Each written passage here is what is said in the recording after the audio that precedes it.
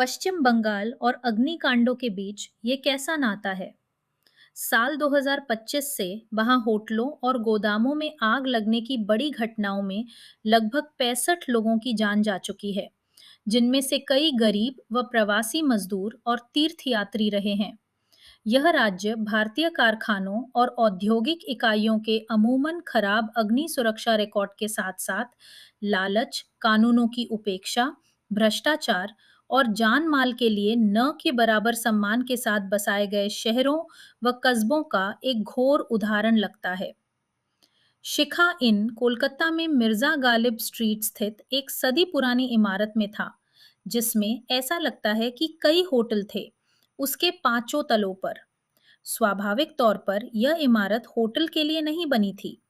शिखा इन ठीक वही है जो भारत में प्राय होता है, जहां एक खास लोड के हिसाब से डिजाइन किए गए इलेक्ट्रिकल सिस्टम वाली पुरानी इमारत का प्रयोजन झटपट बदल दिया जाता है और बिना यह सोचे आधुनिक उपकरण जोड़ दिए जाते हैं कि सिस्टम एयर कंडीशनरों, वॉशिंग मशीनों, हीटरों और इंडक्शन चूल्हों को संभाल पाएगा या नहीं।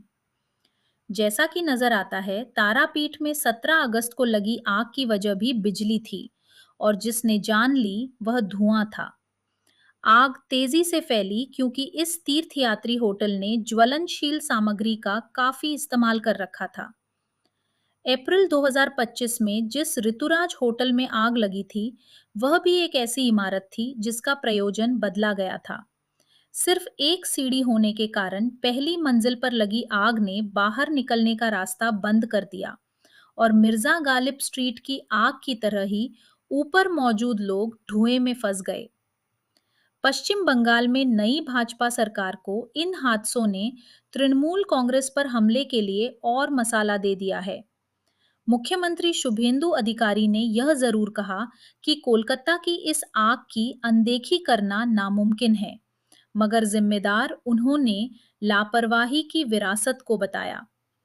यह सच हो सकता है, लेकिन इससे कोई मकसद हल नहीं होने वाला। पिछली सरकार की तरह मौजूदा सरकार में भी अलग से एक दमकल मंत्री हैं। राज्यव्यापी सुरक्षा ऑडिट जैसी पुख्ता कार्रवाई के वादे किए गए हैं, लेकिन ऐसा लगता है कि सुधारात्मक कार्रवाई से ज्यादा फोकस तृणमूल पर है। शुभेंदु अधिकारी को चुनाव अभियान के घोड़े से उतरना चाहिए और हाथी की तरह विकराल समस्या यानी जर्जर बुनियादी ढांचे पर ध्यान देना चाहिए। अपने पहले 100 दिनों में सरकार ने पश्चिम बंगाल में चरमराते बुनियादी ढांचे पर काफी हद तक चुप्पी साधे रखी है।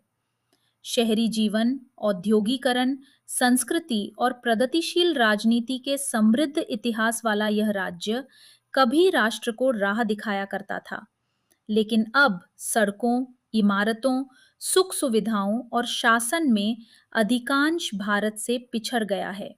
शहरी नवीकरण पूरे भारत में भाजपा की खासियत है और राज्य भाजपा भी इसे अपनाए तो पश्चिम बंगाल का भला होगा। धरोहर इमारतों और संरक्षण का अपना मोल है, खासकर पर्यटन के लिए, लेकिन आज की जरूरतों के हिसाब से एहतियात भरी प्लानिंग जरूरी है। शुभेंदु अधिकारी को शासन को क्षुद्र राजनीति से ऊपर रखना चाहिए और बुनियादी ढांचे पर फोकस करना चाहिए।